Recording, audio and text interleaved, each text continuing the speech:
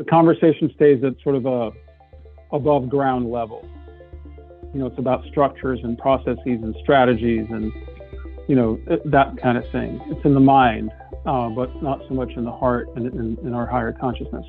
So I think something about meeting, fellow travelers in that kind of a context where we didn't even talk about, what we're doing in our day jobs, but more about sort of the fertile ground that's nourishing all of us and, the foundation from which our work blossoms. So that was, I thought, really special.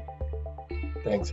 Gib, you lead entire retreats at the Craig Bulloch Business Accelerator that are similar in spirit, I think, to the conversations that Kim Pullman was organizing. What made those conversations that she does impactful in your opinion?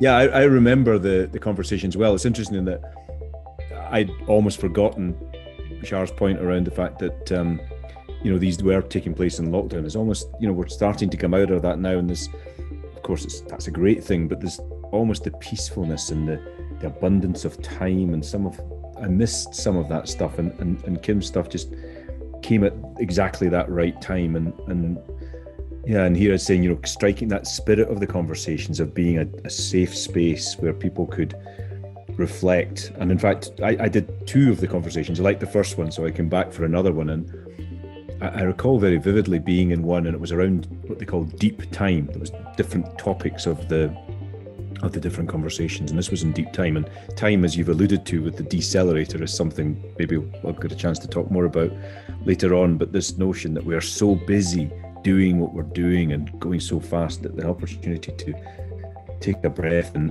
there was group conversations, and there was also intimate breakouts, and I found myself in this deep time conversation with a breakout with a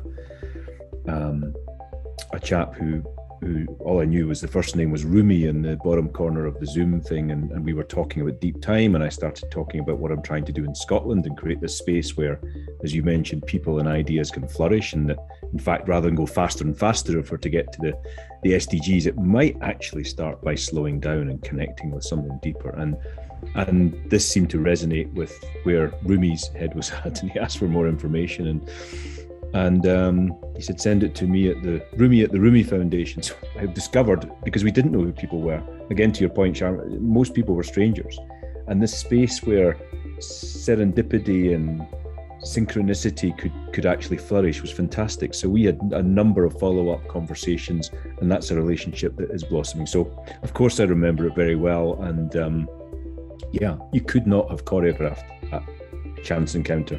It was really beautiful.